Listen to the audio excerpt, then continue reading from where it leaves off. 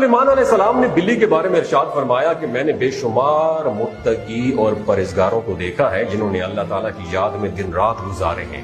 अल्लाह ताला उन लोगों की दुआएं इतनी जल्दी कबूल नहीं फरमाता जितना जल्दी बिल्ली की दुआ को कबूल फरमाता है। बिल्ली की दुआ और बददुआ बहुत ही जल्द कबूल हो जाती है। बिल्ली की दुआ में बहुत तासीर है।